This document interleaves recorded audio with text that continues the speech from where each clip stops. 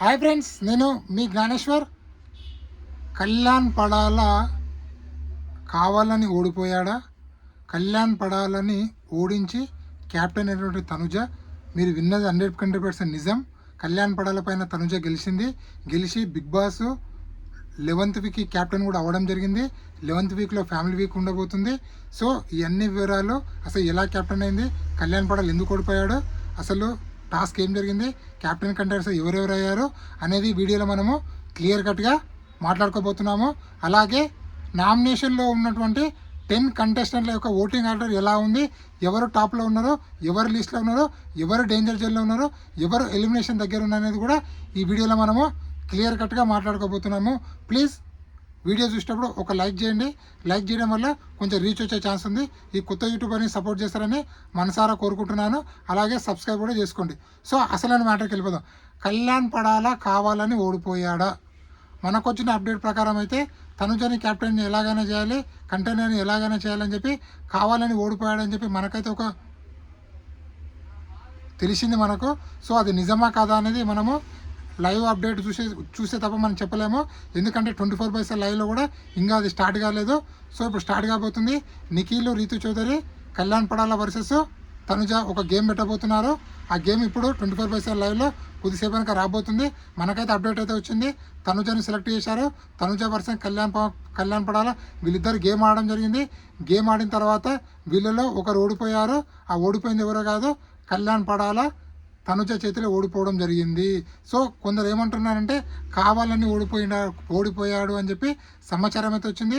So అది నిజమో కాదా అనేది మనము ఎపిసోడ్లో కానీ లైవ్లో కానీ చూసి చెప్పగలము. అలాగే కళ్యాణ్ పడాలను ఓడించిన తర్వాత కెప్టెన్ కంటెండర్ అయ్యింది ఎవరు? తనుజ. అలాగే ఇంకిద్దరు కెప్టెన్ కంటెండర్లు ఎవరు అంటే మన నిఖిల్, అలాగే రీతు చౌదరి, వీళ్ళందరూ ఉన్నారు కదా. వీళ్ళు ముగ్గురు కలిపి బిగ్ బాస్ ఇంకో టాస్క్ పెట్టడం జరిగింది.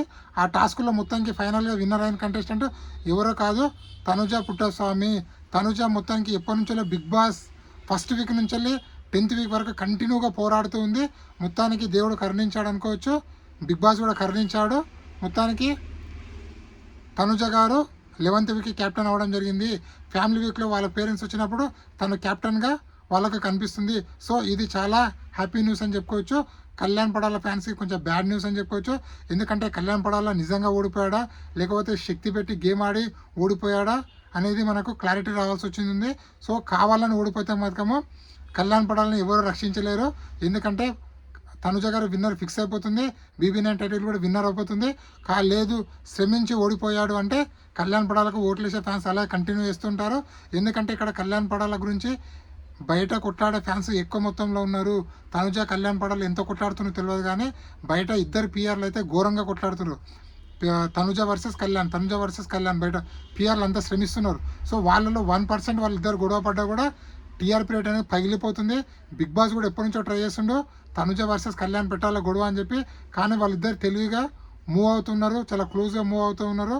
ఒకసారి ఫ్రెండ్గానే, ఒకసారి సో ఏదో విధంగా వాళ్ళు ఫ్రెండ్షిప్గా మూవ్ అవుతున్నారు.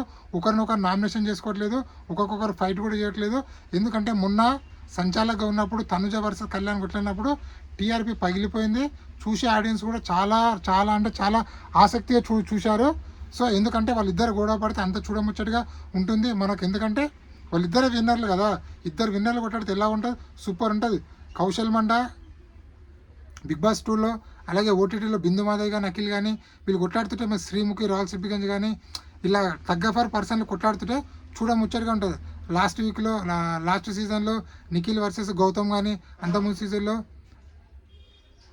పల్లవి ప్రశాంత్ కానీ మన. సో మొత్తానికి 1 నిమిషం 5 నిమిషాలు. ఇది ఇప్పటివరకు లేటెస్ట్ అప్డేట్. మొత్తానికి తన కెప్టెన్ అయింది.